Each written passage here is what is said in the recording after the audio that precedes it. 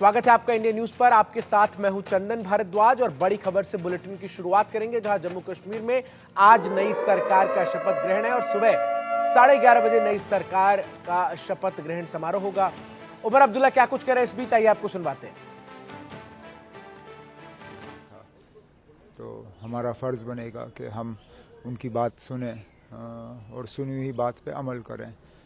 मुतालबे बहुत हैं, जैसे मैंने कहा, अब एक एक को मैं यहाँ गिनूंगा तो गलत होगा, लेकिन कोशिश ज़रूर की जाएगी कि हम लोगों की उम्मीदों के बराबर उतर आएं। इंडिया एलायंस के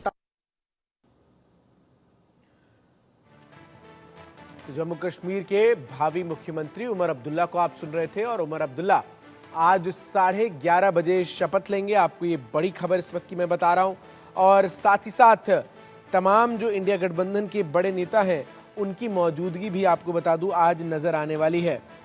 और इसके अलावा उन्होंने ये कहा है कि जिस तरीके से उमर अब्दुल्ला की तरफ से अभी जब शपथ ग्रहण से पहले वो क्या कुछ कह रहे थे हमने आपको सुनवाया, उसमें साफ तौर पर जिक्र उमर अब्दुल्ला ने इस बात का किया कि कैसे उनकी सरकार की प्राथमिकता कश्मीर को विकास के रास्ते पर आगे बढ़ाने की होगी।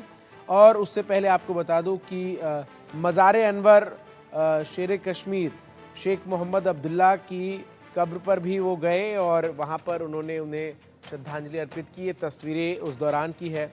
आज शपथ ग्रहण से पहले अपने दादा शेख अब्दुल्ला की जो मज़ार है वहाँ पर वो गए और यहाँ जाकर उन्होंने श्रद्धांजलि उन्हें अर्पित की।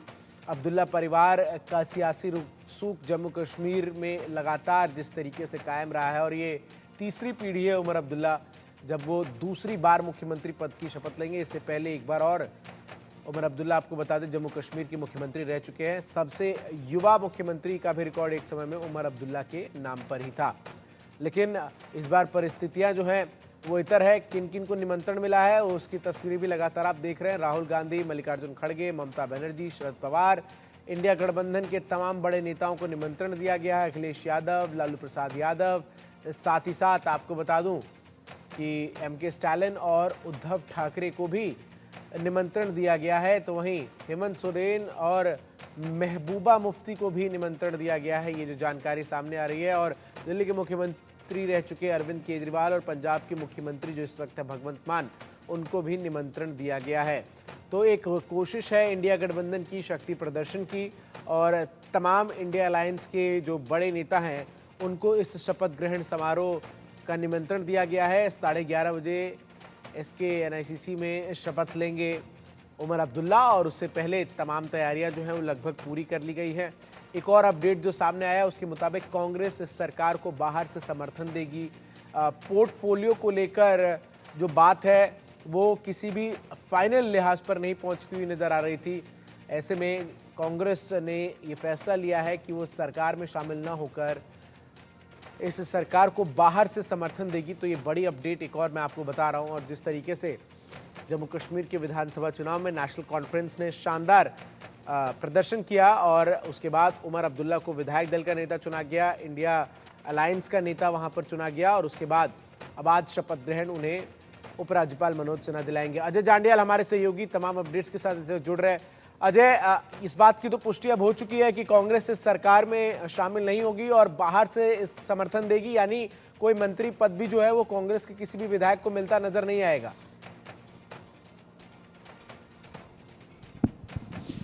देखिए बिल्कुल चंदन, जिस तरीके से समीकरण बना है वो साफ बताता है कि कहीं ना कहीं कांग्रेस और नेशनल कॉन्फ्रेंस के बीच मतभेद जो चल रहा था वो बढ़ गया है। दरअसल हुआ ये था कि प्री पोल अलायंस के बाद जब नतीजे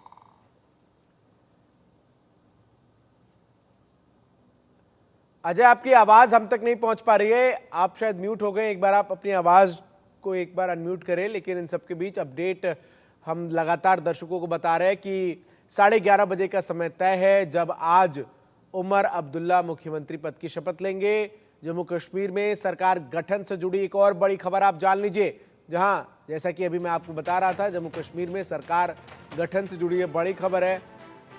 उमर सरकार में शामिल नहीं होगी कांग्रेस, कांग्रेस पार्टी बाहर से ही समर्थन देगी। जम्मू कश्मीर में सरकार गठन से जुड़ी ये बड़ी खबर। अजय जांडियाल लगातार हमारे साथ बने हुए हैं। अजय, अपनी बात पूरी कीजिए।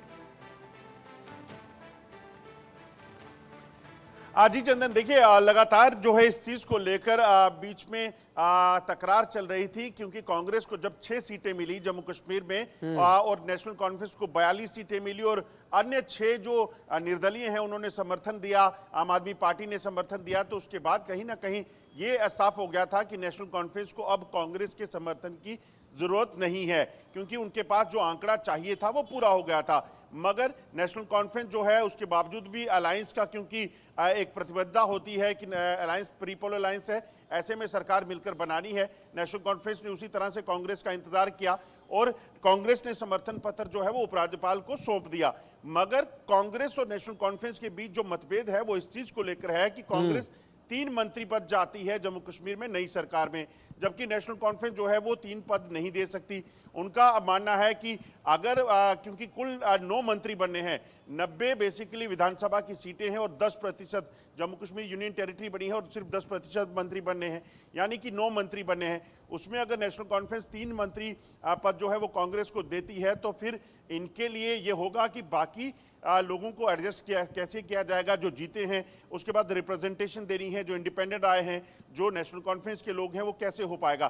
तो इस चीज को लेकर कहीं ना कहीं खींचतान थी और देर रात आपको बताऊं जो सूत्र बता रहे हैं, देर रात ये फैसला हुआ कि कांग्रेस जो है वो समर्थन देगी, मगर आउटसाइड समर्थन रहेगा। कांग्रेस एक भी मंत्री पद अब नहीं लेगी, अलबत्ता नेशनल कॉन्फ्रेंस की तरफ से एक मंत्री पद और एक डिप्टी स्पीकर की पोस्ट जो है उसको नेशनल कांग्रेस को देने का फैसला होता। हम इस समय नेशनल कॉन्फ्रेंस के कार्यालय हैं में और उसके बाहर हैं और उसके साथ साथ हमारे साथ शेख बशीर साहब खड़े हैं, सीनियर नेता हैं नेशनल कॉन्फ्रेंस के, पूर्व MLC हैं। शेख बशीर साहब, इतने बेहतरीन तरीके से चुनाव लड़ा, नतीजे आ गए, मगर पेच फंस गया सीटों को, मंत्री पद को लेकर, क्या वजह क्या है? नेशनल कॉन्फ्रेंस क्यों नहीं देना चाहती मंत्री पद?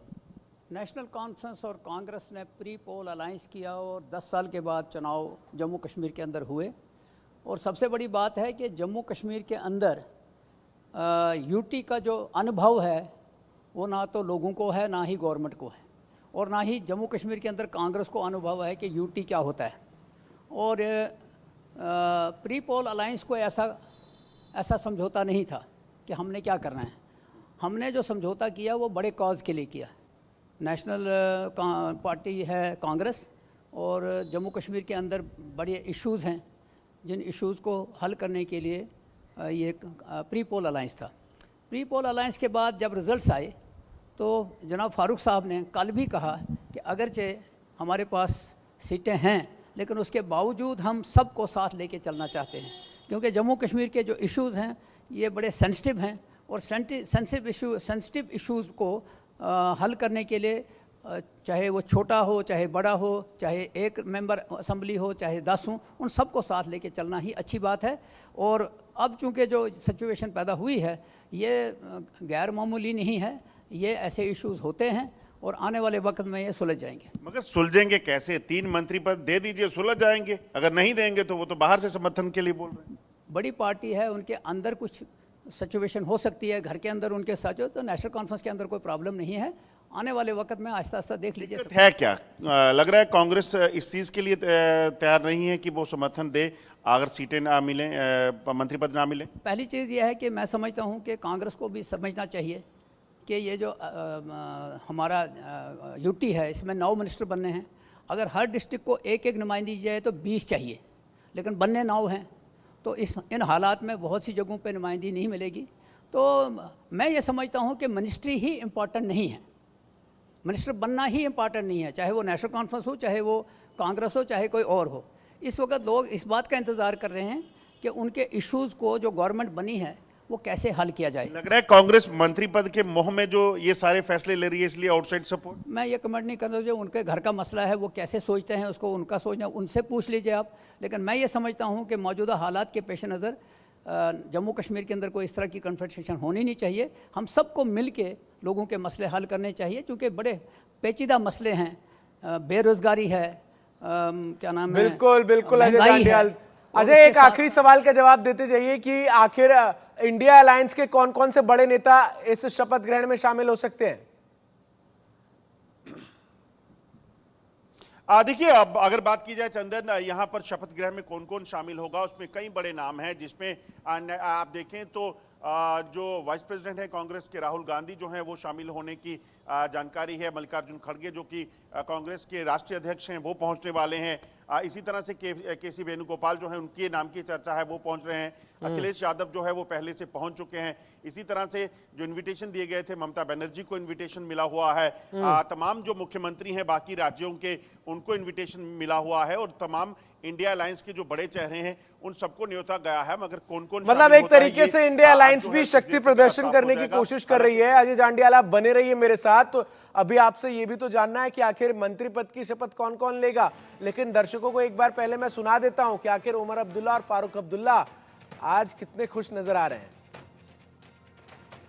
बहुत कुछ करना है ना, बहुत कुछ करना है। लोगों को एक हौसला देना है कि उनकी आवाज़ सुनी जाएगी। 5-6 साल हो गए लोगों को, उनको कोई सुनने के लिए तैयार नहीं था। तो हमारा फ़र्ज़ बनेगा कि हम उनकी बात सुने और सुनी हुई बात पे अमल करें। मुतालबे बहुत हैं, जैसे मैंने कहा। अब एक एक को मैं यहाँ गिनूंगा तो गलत होगा, लेकिन कोशिश ज़रूर की जाएगी कि हम लोगों की उम्मीदों के बराबर उतर आएँ। बहुत जम्मू में इन्हें वो खड़ा करने की कोशिश क्यों नहीं की? वहाँ क्यों नहीं ऐसे ऐसे लोग पार्टियां खड़ी की? यहाँ क्यों की? मुसलमानों में डिवीज़न पैदा करने की। मगर यहाँ के लोगों ने दिखा दिया कि तुम कितनी भी कोशिश करोगे डिवाइड करने की, हम डिवाइड होने वाले नहीं हैं। हमने इकट्ठे होकर इस रियासत को बनाना, इसको आगे ले जाना। हम नफरतों में नहीं रहेंगे। हमने मोहब्बतें कायम की हैं और इंशाल्लाह आगे भी मोहब्बतें कायम करेंगे। हमने कभी ये नहीं सोचा है। मेरे